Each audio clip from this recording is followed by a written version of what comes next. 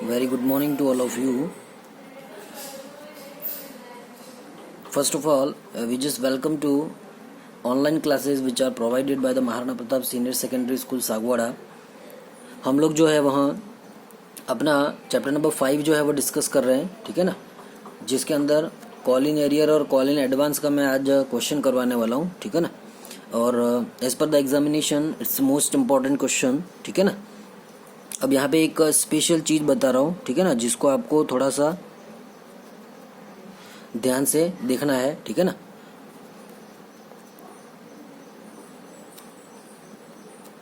According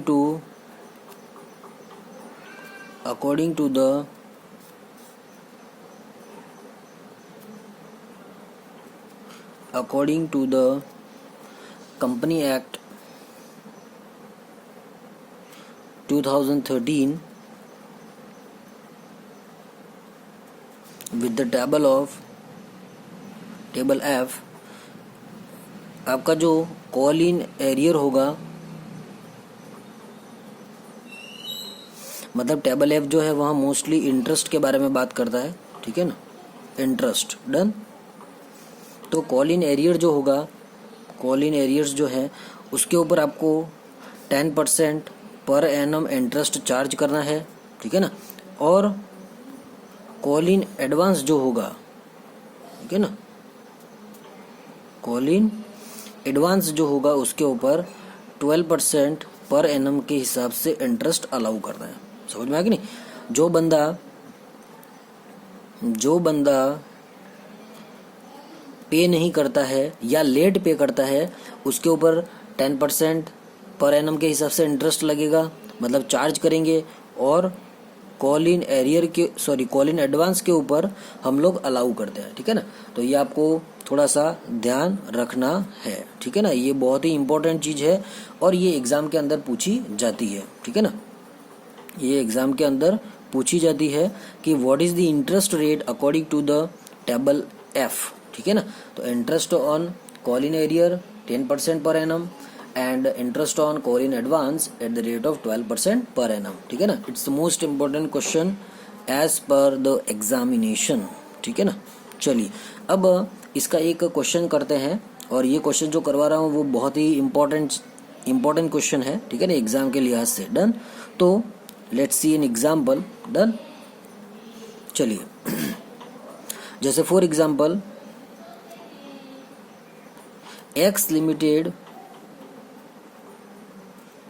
X Limited issued 30,000 shares at the rate of 100 each on 25% premium on application ₹50, then on allotment ₹50,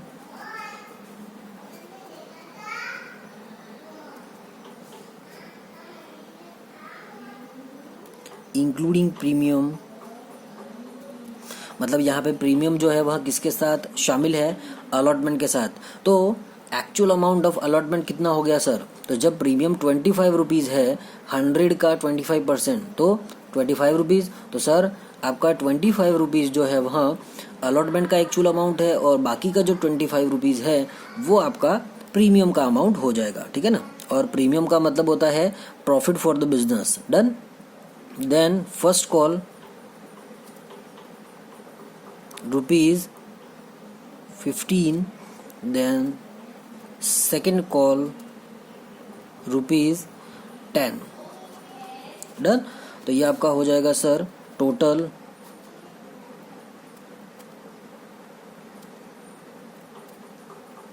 125. अब यहाँ पे एक additional information given है second call के अंदर.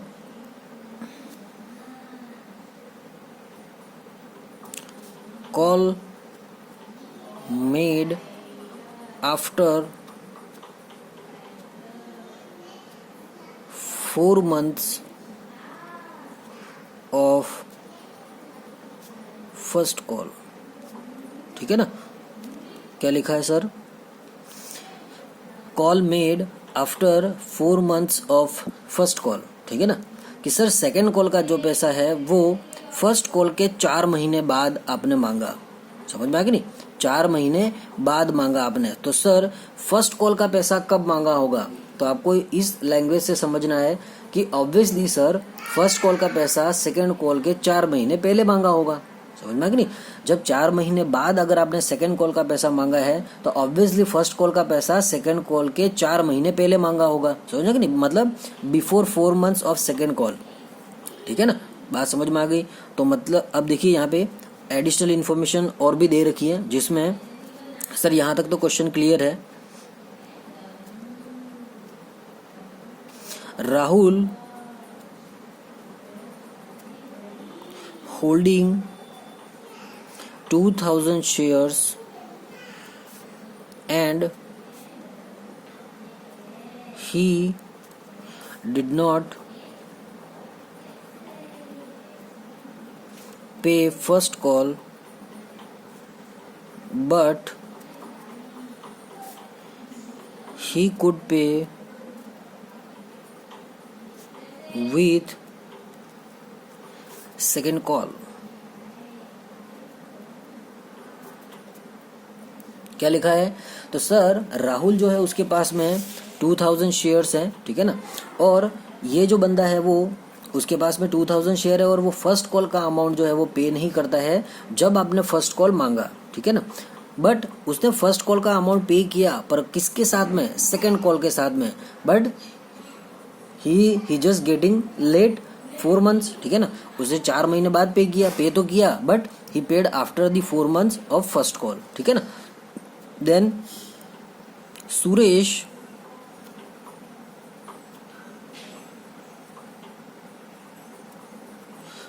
holding 3000 shares and he paid second call with first call। और एक दूसरा बंदा है जिसके पास में सुरेश करके, जिसके पास में 3000 शेयर्स हैं और वो बंदा जो है वहाँ सेकेंड कॉल का पैसा फर्स्ट कॉल के साथ अलाउ मतलब पे कर देता है। ठीक है ना, तो बोला गया आपको कि pass the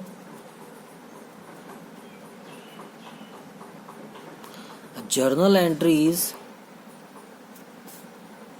end apply the rule of table F।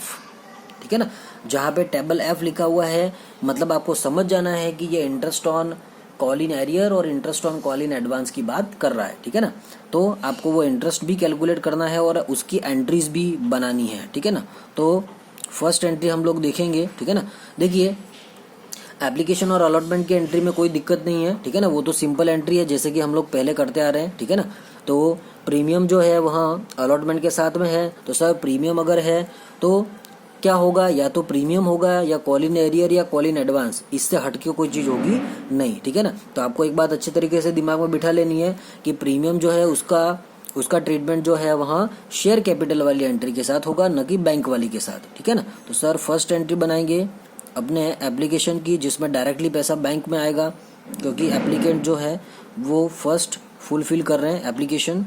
तो bank account debit to share application,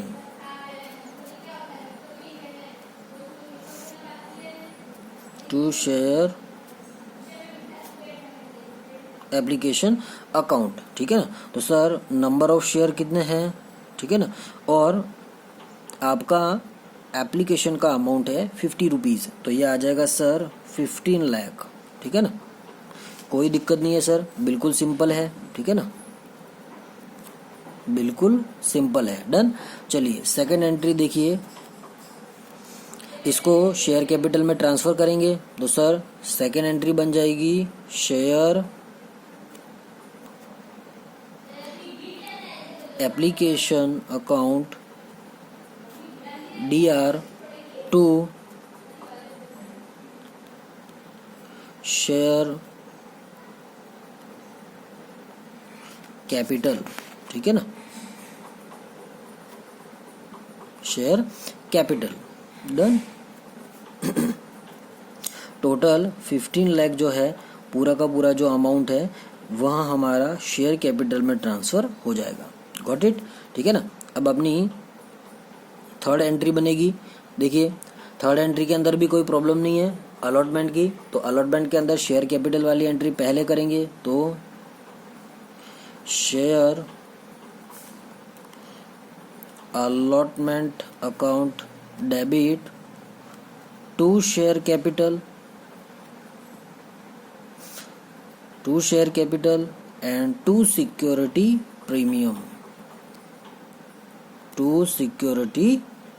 premium, ठीक है ना। बहुत ही सिंपल कॉन्सेप्ट है सर, ठीक है ना ये। तो सर शेयर कैपिटल में कितना अमाउंट जाएगा, तो एक्चुअल अमाउंट ऑफ अलॉटमेंट कितना है 25 रुपीज़। तो सर एक्चुअल अमाउंट जो होता है वही शेयर कैपिटल में जाएगा, और number of share actual amount of आपका अलॉटमेंट, नंबर ऑफ शेयर और अमाउंट ऑफ प्रीमियम, ठीक है ना। तो सर शेयर कैपिटल में कितना अमाउंट जाएगा सर, तो 7,50,000, ठीक है ना। और बाकी का जो 7,50,000 है वो आपका प्रीमियम का है, ठीक है ना। तो रिजर्व्स एंड सरप्लस, ठीक है ना, रिजर्व्स एंड सरप्लस करके कंपनी एक अकाउंट बनाती है जिसमें सिक्योरिटी प्रीमियम का अमाउंट जो है वो ट्रांसफर कर देगी, और एक्चुअल अलॉटमेंट का जो अमाउंट है वो शेयर कैपिटल में चला जाएगा। ये प्रॉफिट का भाग है, इसीलिए रिजर्व्स एंड सरप्लस करके कंपनी एक हेड बनाती है जिसमें प्रॉफिट एंड लॉस का जो क्रेडिट बैलेंस वगैरह होता है, ठीक है ना। तो वो सारी चीजें इसके अंदर रखी जाती है, सिक्योरिटी प्रीमियम वगैरह, ठीक है ना। तो 7,50,000 जो है वहाँ सिक्योरिटी प्रीमियम के अंदर चला गया, और 7,50,000 जो है एक्चुअल अलॉटमेंट का अमाउंट वो शेयर कैपिटल में चला जाएगा। डन। तो एंट्री नंबर 4 बनेगी, पूरा का पूरा पैसा बैंक में आएगा सर, कोई एरियर वगैरह नहीं है। डन। तो लिखेंगे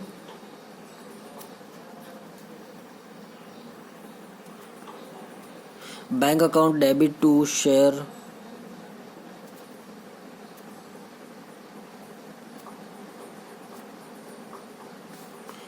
अलॉटमेंट अकाउंट, ठीक है ना। टोटल 15 लाख। कोई दिक्कत नहीं है सर, यहाँ तक कोई प्रॉब्लम नहीं है, बिल्कुल सिंपल कॉन्सेप्ट है, ठीक है ना। Entry number 5। अब देखिए एंट्री नंबर 5 में भी कोई दिक्कत नहीं आएगी, ठीक है ना। फर्स्ट कॉल का जो अमाउंट है उसकी एंट्री बनाएंगे। अब देखिए फर्स्ट कॉल में यहाँ पे एरियर भी है और एडवांस भी है, ठीक है ना, पर वो सारे चेंजेस बैंक वाली एंट्री में होंगे, शेयर कैपिटल वाले में कुछ भी नहीं होगा। तो sir first call account debit to share capital account, ठीक है ना। तो सर नंबर ऑफ शेयर्स कितने हैं 30,000, और आपका फर्स्ट कॉल का अमाउंट है 15 रुपीज़, ठीक है ना, 15 रुपीज़। तो ये कितना आ गया सर, तो 4,50,000, 4,50,000। Got it. चलिए अब एंट्री नंबर 6। अब यहाँ पे आपको थोड़ा सा समझना है। देखिए एक्चुअल अमाउंट कितना है फर्स्ट कॉल में 4,50,000, ठीक है ना। अब देखिए एक बंदा है जो फर्स्ट कॉल का अमाउंट जब मांगा आपने तब पे नहीं किया, बट उसने पे किया आफ्टर 4 मंथ्स, ठीक है ना, विद द सेकंड कॉल। और एक बंदा है जिसने सेकंड कॉल का पैसा फर्स्ट कॉल के साथ में दिया। तो कुछ पैसा ऐसा है, मतलब फर्स्ट कॉल का खुद का पैसा जो रिसीव नहीं हो रहा है जब हम फर्स्ट कॉल की एंट्री कर रहे हैं, बट सेकंड कॉल का पैसा फर्स्ट कॉल के साथ में भी रिसीव हो रहा है। तो यहाँ पे राहुल करके जो शेयर होल्डर है जिसके पास में 2,000 शेयर है, और वो बंदा फर्स्ट कॉल का पैसा जब फर्स्ट कॉल आपने मांगा तब उसने दिया नहीं, ठीक है ना। तो फर्स्ट एरियर कितना हो गया सर, देखिए यहाँ पे थोड़ा सा मैं वर्किंग नोट कर रहा हूँ। तो एक्चुअल अमाउंट कितना है फर्स्ट कॉल का, तो ये रहा 4,50,000। अब आपको इसमें प्लस माइनस करना है। कैसे सर, देखिए सिंपल लॉजिक, ठीक है ना। जो मिला वो प्लस कर लीजिए, जो नहीं मिला उसको लेस कर दीजिए, ठीक है ना। तो सर 4,50,000 जो टोटल अमाउंट है उसमें से आपका कॉल इन एरियर जो आपको रिसीव नहीं हुआ, ठीक है ना, सॉरी 2000 शेयर है उसके पास में, ठीक है ना, तो सर 2000 शेयर है तो फर्स्ट कॉल का एरियर है, तो फर्स्ट कॉल का अमाउंट कितना है सर 15 रुपीज़, तो सर नंबर ऑफ शेयर और 15 रुपीज़, तो सर ये आपका हो जाएगा कॉल इन एरियर। तो सर 30,000 जो है वहाँ आपको रिसीव नहीं हुआ पर्टिकुलर उसी कॉल इन एरियर का, और जो आपको रिसीव हुआ वो आप ऐड कर लीजिए, ठीक है ना। तो सर एक दूसरा बंदा है जिसके पास में 3000 शेयर है, ठीक है ना, ये सुरेश जिसके पास में 3000 शेयर है और वो सेकेंड कॉल का पैसा फर्स्ट कॉल के साथ दे रहा है, तो फर्स्ट कॉल के साथ में एक्सेस इनकम कितनी रिसीव हो रही है सर, तो सर आपका 10 रुपीज़, ठीक है ना, ये फर्स्ट कॉल और ये सेकंड कॉल, तो सेकंड कॉल का अमाउंट है 10 रुपीज़ और फर्स्ट कॉल का है 15 रुपीज़, ये एरियर है और ये एडवांस है, तो सर ये 30,000 आपको मिल जाएगा एडवांस। तो एक प्लस करना है और दूसरा माइनस करना है, डन। तो सर ये दोनों एक दूसरे से कट जाएंगे तो नेट वैल्यू हमारी वही 4,50,000 होगी। ये नेट वैल्यू है जो कि बैंक में आएगा और बैंक में हमेशा नेट वैल्यू ही लिखते हैं, ये आपको ध्यान रखना है, ठीक है ना। चलिए तो अब इसकी एंट्री बनाएंगे। ये 6th नंबर की एंट्री किस तरीके से बनेगी, तो सर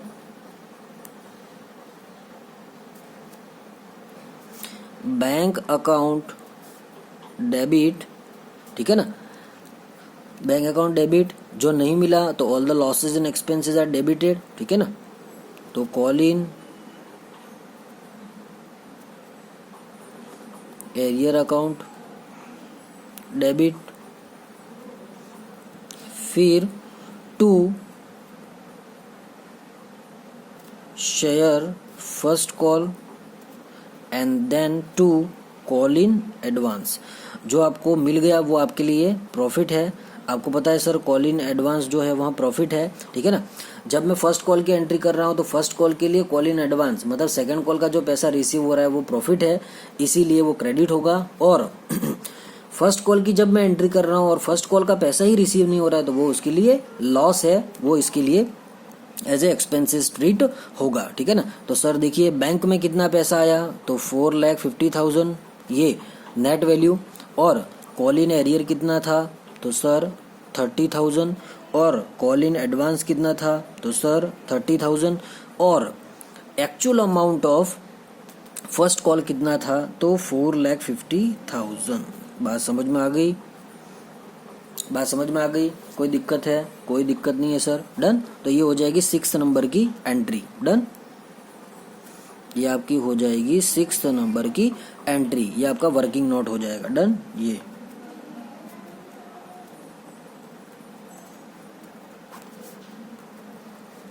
कोई दिक्कत है, कोई दिक्कत नहीं है सर, ठीक है ना। फिर आता है आपका एंट्री नंबर 7th एंट्री के अंदर भी कोई प्रॉब्लम नहीं है सर, सीधी सीधी एंट्री। जिस तरीके से first call account debit to share capital किया है वैसे second call account debit to share capital करेंगे। Share second call account debit to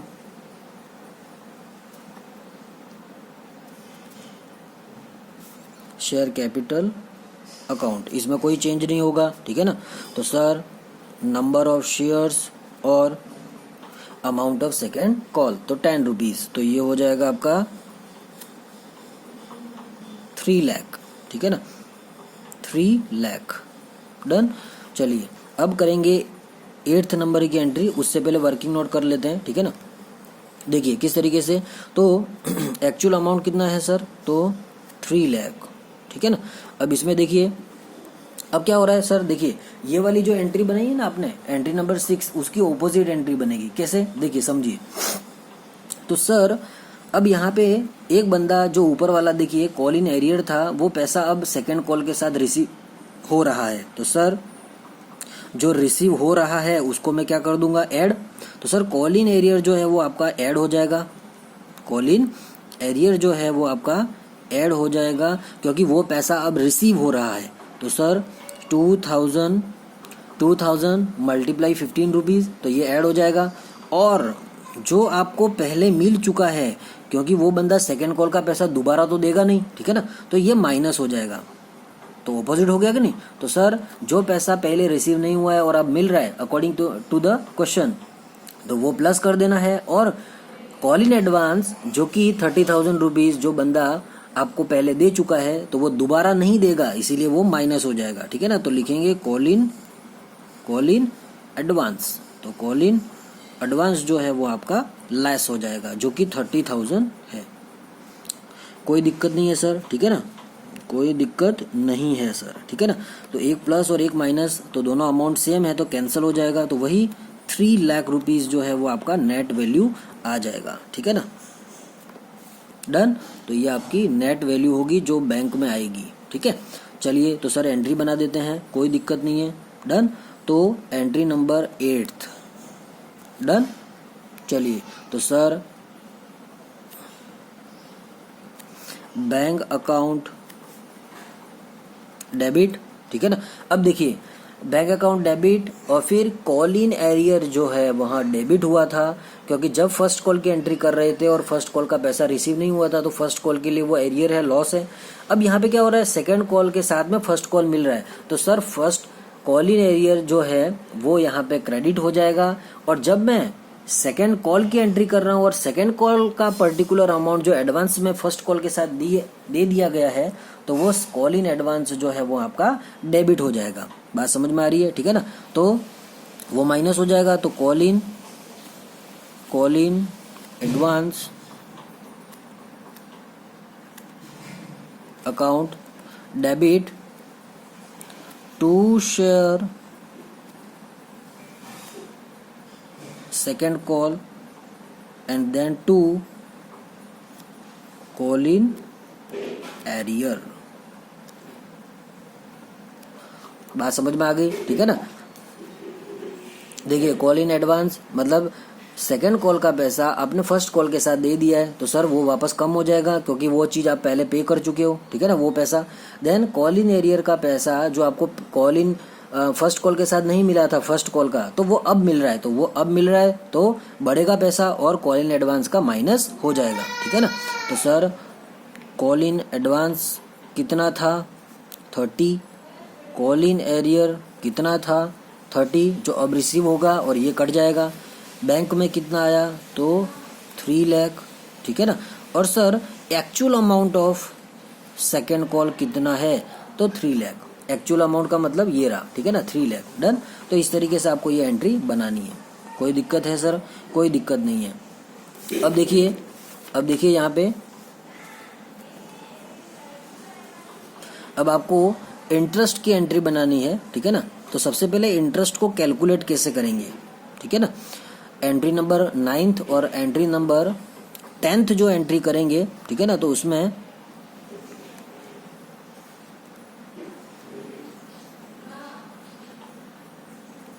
call in arrear और कॉल इन एडवांस, ठीक है ना। तो सबसे पहले इंटरेस्ट को कैलकुलेट कीजिए।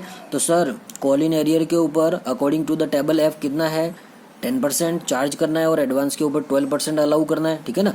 देखिए मैं आपको इंटरेस्ट कैलकुलेट करके दे रहा हूँ, ठीक है ना। दोनों एंट्री आपको बना लेनी है। एंट्री में बता देता हूँ क्या बनेगी, और क्योंकि यहाँ पे स्पेस अवेलेबल नहीं है इसलिए मैं नहीं लिख रहा हूँ, ठीक है ना। यहाँ पे जगह अवेलेबल नहीं है, so sorry for that, but आपको मैं बता देता हूँ क्या एंट्री बनानी है और इंटरेस्ट कैसे कैलकुलेट करना है। देखिए तो कॉल इन एरियर का सर अमाउंट कितना है, तो अमाउंट लिखिए। तो सर 30,000 कॉल इन एरियर है और कॉल इन एरियर के ऊपर 10% इंटरेस्ट चार्ज करते हैं। और सर मंथ कितने होंगे, तो देखिए एज पर क्वेश्चन देखिए यहाँ पे समझिए। सर राहुल जो है उसने फर्स्ट कॉल का अमाउंट पे तो किया बट उसने 4 महीने बाद दिया, तो सर ये ब्रैकेट में लिखा है वहां से समझना है। Second call made after 4 months of first call, मतलब फर्स्ट कॉल का पैसा सेकेंड कॉल के 4 महीने पहले मांगा था। बात समझ में आएगी नहीं। तो सर 4 months का इंटरेस्ट लगाएंगे, तो 4 months और एक साल में कितने महीने होते हैं तो 12 महीने। डन। तो यहाँ पे इसको सॉल्व कर लीजिए, कोई दिक्कत नहीं है सर, बिल्कुल सिंपल कॉन्सेप्ट है।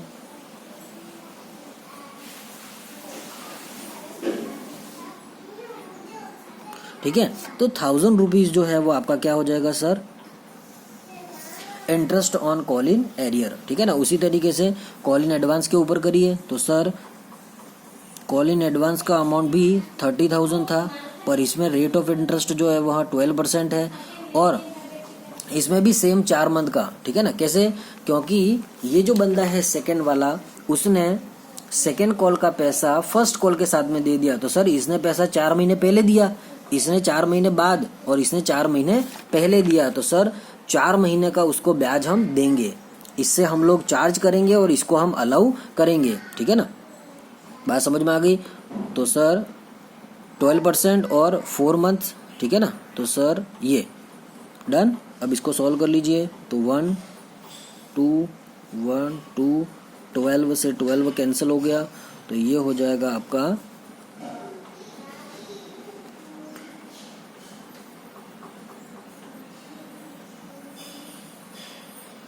1200। बात समझ में आ गई, ठीक है ना। तो सर अब देखिए, मुझे कॉल इन एरियर के ऊपर कंपनी इंटरेस्ट चार्ज करती है, ठीक है ना, मतलब शेयर होल्डर से आप इंटरेस्ट चार्ज करोगे और यहाँ पे इंटरेस्ट उनको देना पड़ेगा। तो सर इनकम कौन सी है और एक्सपेंसेस कौन सा है, आप खुद बताइए।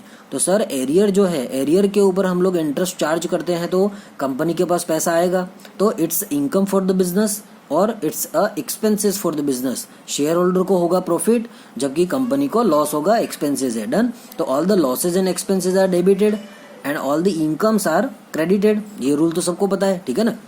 तो सर हमारा बैंक रिसीवर होगा एक में और एक में गिवर होगा, तो एंट्री बना सकते हैं। तो 9 नंबर की एंट्री क्या बनेगी सर? तो सर कॉल इन एरियर के अंदर इंटरेस्ट जो है वह रिसीव होगा, तो हमारा बैंक रिसीवर होगा, तो एंट्री बनेगी bank account debit to all the incomes are credited. तो इनकम का नाम क्या है? तो sir to interest on call in arrear, ठीक है ना। तो bank account debit to interest on call in arrear 1000 rupees 1000 rupees, तो वो एंट्री बन जाएगी एंट्री नंबर 9th, ठीक है ना। फिर 10th नंबर की एंट्री बनेगी एडवांस के ऊपर जो आप अलाउ कर रहे हो, तो सर ये एक्सपेंसेस है, ठीक है ना, क्योंकि कंपनी को देना पड़ रहा है। तो sir all the losses and expenses are debited, ठीक है ना। तो सर हमारा बैंक जो है वो गिवर होगा और एक्सपेंसेस और लॉसेस को हम लोग क्या कर देंगे सर? डेबिट। तो interest on call in advance account debit to bank 1200। बात समझ में आ गई? तो ये 2 एंट्री आपको बनानी है, क्योंकि यहाँ पे स्पेस नहीं है इसलिए मैं नहीं लिख रहा हूँ, ठीक है ना। तो एंट्री नंबर 9th और entry number 10th for the call in arrear और for the call in advance. तो टोटल इसमें 10 एंट्रीज बनेगी। होप आपको ये क्वेश्चन बहुत अच्छे से समझ में आया होगा। If you have any doubts which is related with the question, ठीक है ना, you just write down in the comments box, ठीक है ना। Thank you and have a nice day.